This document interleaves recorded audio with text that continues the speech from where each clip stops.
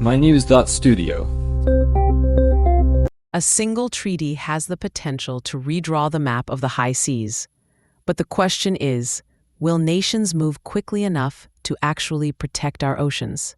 Today is June 11th, 2025. Right now, the United Nations Ocean Conference in Nice, France is at the center of attention. Why is there so much urgency around this meeting, and what exactly is at stake here? The main focus is the High Seas Treaty. If enough countries ratify it, the agreement would mean protecting 30% of both the world's land and sea by 2030. That includes setting up new marine protected areas, regulating how resources are extracted, and safeguarding biodiversity in international waters, places that aren't under any one nation's authority.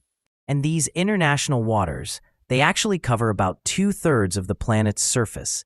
For decades, there's been very little regulation. Overfishing, pollution, resource extraction, these have all put a lot of pressure on marine life and entire ecosystems. The treaty is really a global attempt to respond to a crisis that's planetary in scale. And there's genuine momentum right now. The European Union, along with several member states, just announced their ratification at the conference. That brings the total to 28 joint ratifiers. So, in total, we're at 55 countries. The target is 60 for the treaty to actually enter into force. If this pace keeps up, we could see the first conference of parties by year's end, the meeting where they'll finalize the rules for how the treaty will be carried out. But it's not guaranteed yet, is it? Some of the major ocean-faring nations haven't ratified. Without them, how effective can the treaty actually be? I mean, can marine protected areas work if the largest fishing fleets stay outside the agreement? That's central. If those countries don't come on board, overfishing and pollution might just keep going in big parts of the high seas. It would also make it harder to build other international agreements on shared resources. In the end, global cooperation only works if the major players participate. There's also the role of developing countries to consider. A lot of them have huge marine resources, and they're feeling the effects of ocean degradation first. The European Union has pledged 40 million euros to support African, Caribbean, and Pacific nations with ratification and implementation. Does that kind of funding and technical support really change things? It's significant. Many developing countries deal with resource and capacity limits, so that financial support makes a real difference. It helps make sure they're not excluded. Plus, it means the treaty's benefits, from protecting biodiversity to supporting sustainable fisheries, can be shared more fairly. Let's talk about how this will actually be enforced. Previous agreements, like the UN Convention on the Law of the Sea, took more than a decade to get off the ground. This treaty seems to be moving a lot faster. Why? The High Seas Treaty sets out a legal framework for creating marine protected areas in waters beyond national jurisdiction.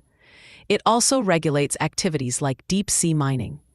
What's new here is the emphasis on sharing technology, funding, and scientific research. These are areas that older agreements struggled with. From the start, it's designed with multilateral cooperation and clear enforcement built in. If this treaty does succeed, what does it mean for the rest of us? People who may never go out on the open ocean. Oceans are crucial for regulating the climate, supporting fisheries, and maintaining biodiversity. If the treaty delivers, it helps with food security, climate resilience, and the health of marine ecosystems. And maybe even more importantly, it could set an example for how we manage other global challenges. The question is, will this become the standard for international cooperation? That's what every country is weighing right now. If we don't act, the environmental and economic costs could be huge, not just for us, but for generations to come. The High Seas Treaty isn't only about the ocean. It's really about how we work together to manage all our shared resources. Thanks for being with us today. We've explored what's at stake, what progress has been made, and what hurdles remain for the High Seas Treaty, an agreement that could redefine how we manage the planet's last ungoverned spaces. Stay tuned to see how this story develops. Thank you for listening. This episode was brought to you by mynews.studio. You can try it now for free.